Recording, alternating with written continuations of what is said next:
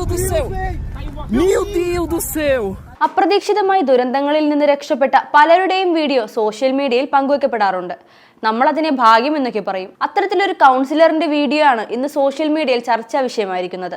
സംഭവം നടന്നത് ബ്രസീലിലാണ്. പ്രദേശത്തെ പാലം തകരാറിലാണെന്നും പ്രശ്നം അധികാരികൾ എത്രയും പെട്ടെന്ന് പരിഹരിക്കണമെന്നും ആവശ്യപ്പെട്ട് കൗൺസിലർ വീഡിയോ ഷൂട്ട് ചെയ്യുന്നതിനിടെ പാലം മൊത്തമായി ഇടിഞ്ഞ് നദിയിലേക്ക് വീണു. തലനാരിഴയ്ക്കാണ് കൗൺസിലറും ചില യാത്രക്കാരും അപകടത്തിൽ നിന്ന് രക്ഷപ്പെട്ടതെന്ന് വീഡിയോയിൽ നിന്ന് നമുക്ക് മനസ്സിലാകും.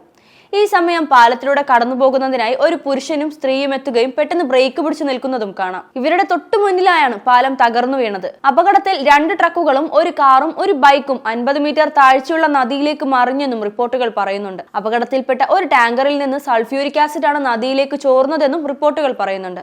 ദൃശ്യങ്ങൾ സമൂഹ മാധ്യമങ്ങളിൽ വൈറലായി. കഴിഞ്ഞ ഞായറാഴ്ചയാണ് ദുരന്തമുണ്ടായത്. അഗ്യാർനോപോളിസ് സിറ്റി കൗൺസിലർ ഏലിയാസ് ജൂനിയറും അദ്ദേഹത്തിന്റെ ക്യാമറാമാനും കൂടി പാലം തകരാറിലാണെന്ന് അധികാരികൾ അറിയിക്കുന്നതിനായി വീഡിയോ ഷൂട്ട് ചെയ്യുന്നതിനിടെയായിരുന്നു സംഭവം. പാലത്തിന് സമീപത്തെ ഭൂമിയിൽ നിരവധി വിള്ളലുകൾ വീണിട്ടുണ്ടെന്നും അതിനാൽ പാലം അപകടാവസ്ഥയിലാണെന്നും ചൂണ്ടിക്കാണിച്ച് പാലത്തിന് സമീപത്തേക്ക് അദ്ദേഹം നടക്കുന്നതിനിടെ ഒരു കാറ് പാലത്തിലൂടെ കടന്നു പോകുന്നു. പിന്നാലെ ക്യാമറാമാൻ ഭയത്തോടെ ശബ്ദമുണ്ടാക്കിക്കൊണ്ട് പിന്നിലേക്ക് ഓടുന്നതിനിടെ പാലം തകർന്ന് നദിയിലേക്ക് വീഴുന്നത് കാണാം. 1960-ലാണ് ഈ പാലം നിർമ്മിച്ചത്.